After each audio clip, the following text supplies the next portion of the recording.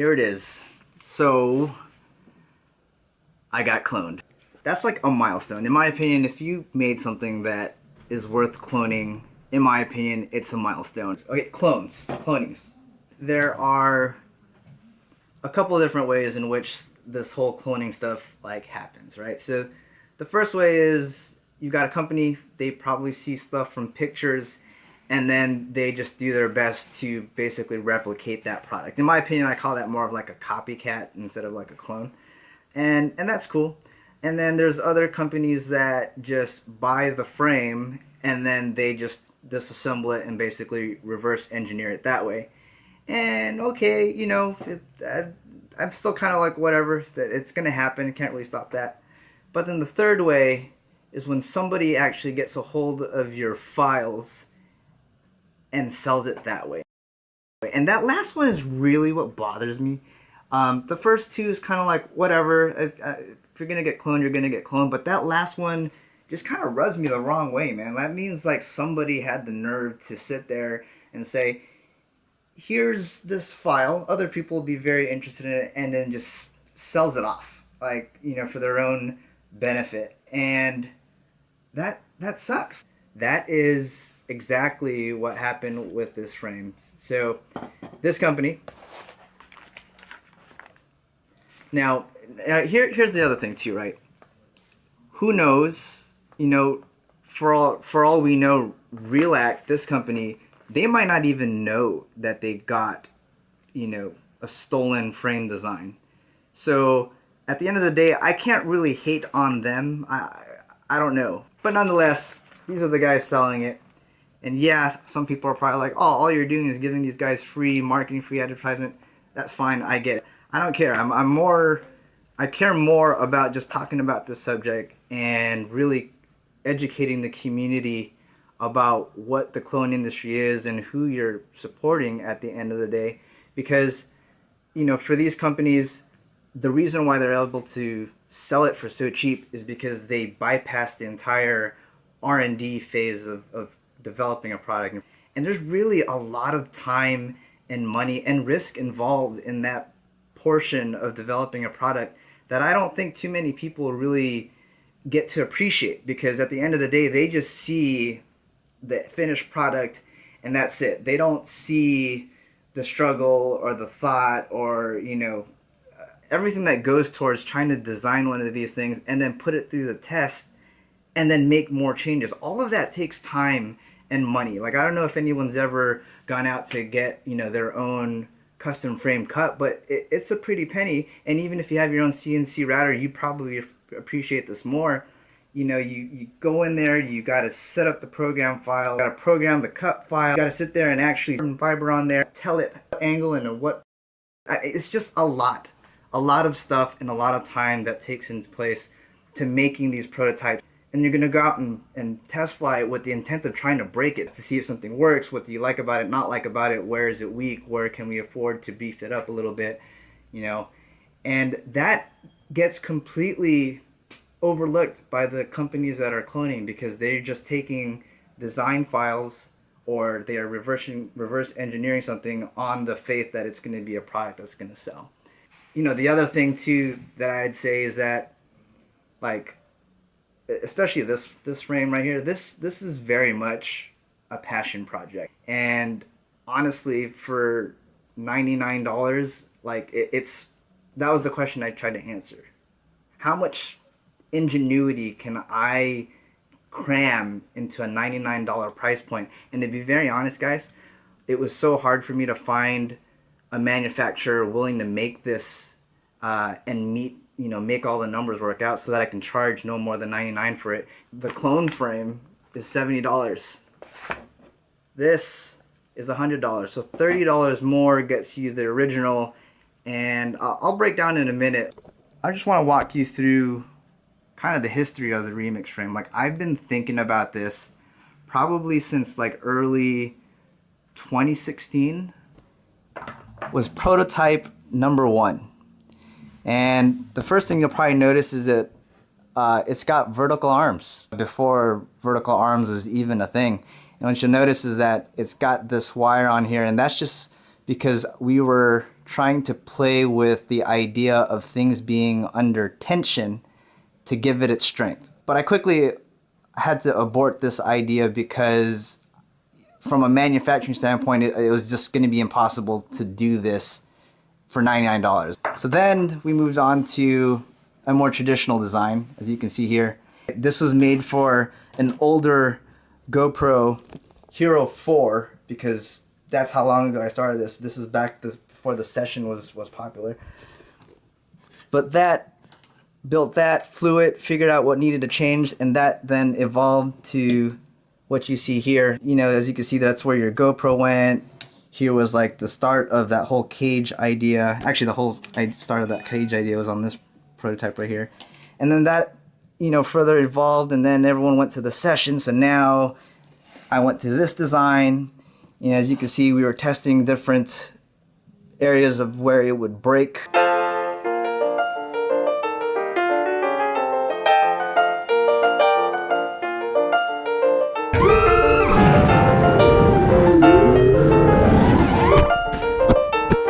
This then eventually turned into something like this, and all of that takes time and money. You know, like, it wasn't even, okay, does this look cool? It was also, I've been working on this, I've been using this quad for a couple of weeks, and I don't like the way I have to access this or how to get to this component. So all of those, you know, would require a change, which means I talked to my CAD designer, which my CAD designer, by the way, is a material composites engineer. So he knows more about the actual properties of carbon fiber, such as fiber orientation and all this other stuff that I'm not going to get into. But all of that, just know that all of that was taken into consideration when designing this. And when these people go to make this, they don't do this. Like, they're, you know, this is even all of the frames that I've got. It's just these are the ones that I just pulled out so that I can kind of show you how everything progressed. But that's what's missing. And I don't know if this is true. I'm not an economics major, but what if, you know, what if all of the people innovating and pushing for new designs in this hobby, in this community, in this industry that I love so much, what if they all just kind of gave up because they couldn't compete with the clone market or something like that?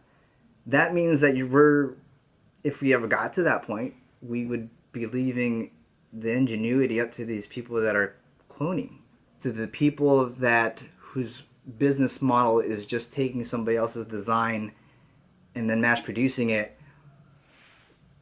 Where's the innovation going to come from? That's really more where, you know, I've got a concern with clones, is because at the end of the day, if you buy the clone, that's what you're supporting. I mean, I think that the best approach here is to just educate people about what it is and who it is that they are supporting when they buy these clone products. Because again, you support the guy that originally designed it, then maybe it's, you know, worth it for them to continue on and make the next thing. But when you support the clone people, they're just going to keep stamping out the same thing for as long as it sells. They don't care about making something better or improving something, because they're just leaving that up to people like us who are actually trying to innovate and make things in this industry. Or I don't know, maybe it's just some super crazy scheme that some of these companies are doing so that when they get to that point, they just hire, you know, some engineers and some pilots to get this done. I don't know. I'd rather just get this info out to you guys. You guys make the decision. Just know that they stole it. They stole it blatantly. It wasn't they got this from pictures and then tried to make it. This is a one-for-one of a previous version that I've got, which I'll get into here. So let's get into the portion where I now take out this Relac frame and compare it side by side to one of the original frames.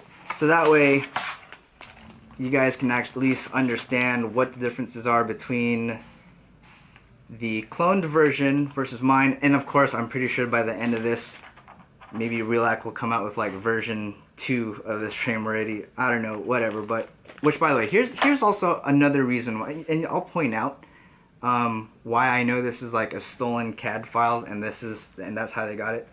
But here's like the number one thing.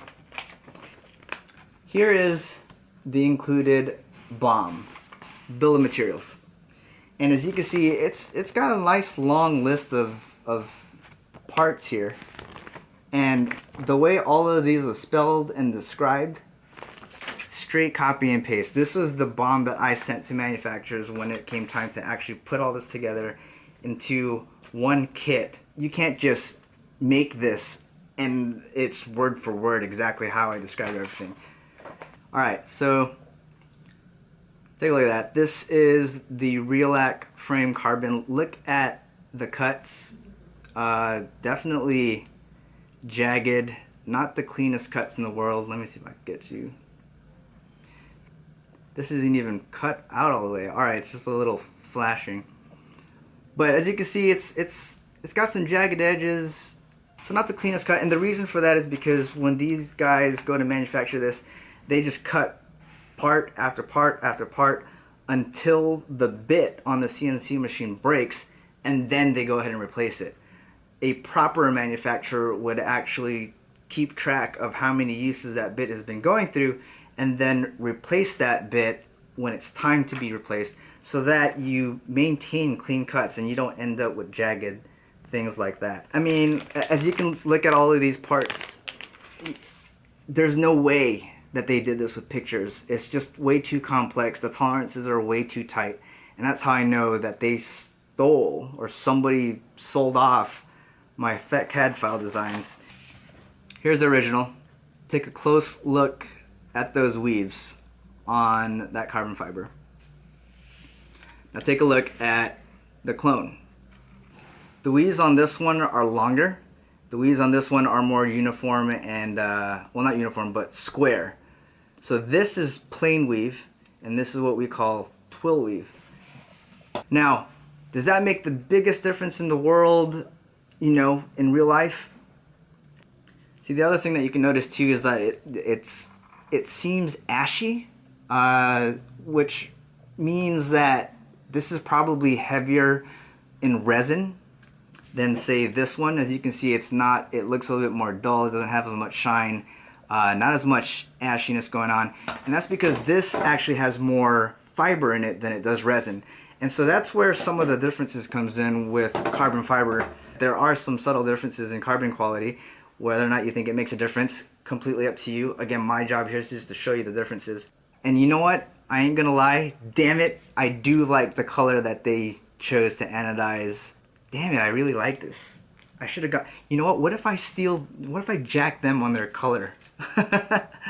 Actually, I really want to do that, but the problem is then now it's going to be really even more confusing for people to spot the difference between the original and the clone. But damn it, I like this color. Tell me what you guys think. The fiber orientation on the top plate is not the same. Original has got these press nuts. Clone uses N3 lock nuts to hold that into place. It's got all these slots, which at the time I had that in there because I'm just playing with where this needs to be, the adjustability. And as you can see in production, the slots are just limited down here in the middle, and that's just because I found after testing that you don't really need those other slots. These are really going to be the extent of the slots that you're going to need depending on the battery size that you're working with. So this right here is going to lend for a slightly weaker top plate. Production top plate and bottom plate thicker. Clone, it's a thinner plate. I think you can see it side by side. This one is slightly beefier.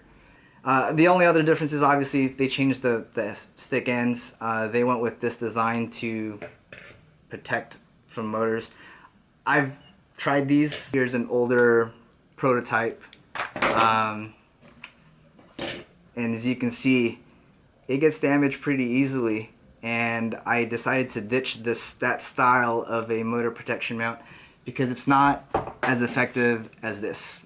Bob Rui, he was onto something when he came out with this particular design. It gets it from all corners, and it just really I'm not saying that you're never ever going to break a motor, but you really maximize the protection that you've got when you go with that design. And they go with steel bolts.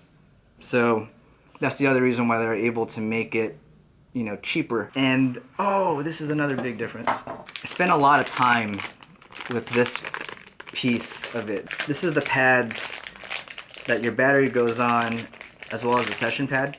Now, I'm really curious about the one for the battery. Yeah, see, this is just a normal, your standard rubber type of pad. It's not as sticky. Let's see if I can give you guys an example here. So, Relight frame, Relight pad, GoPro.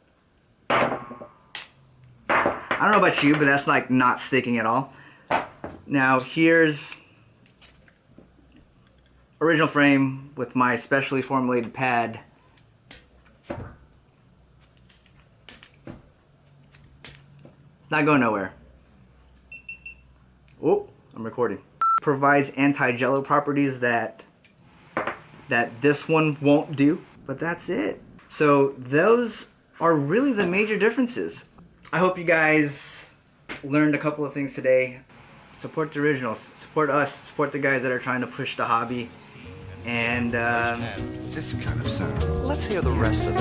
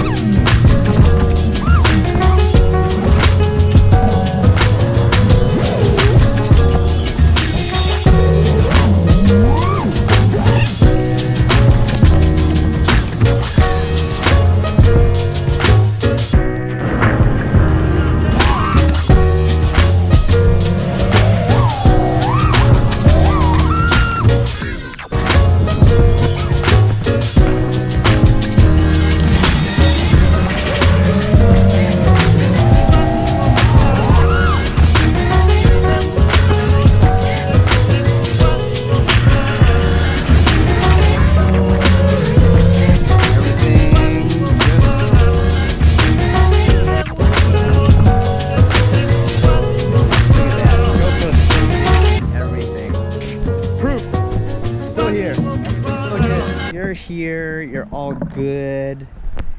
GoPro did not eject, you're still on the quad.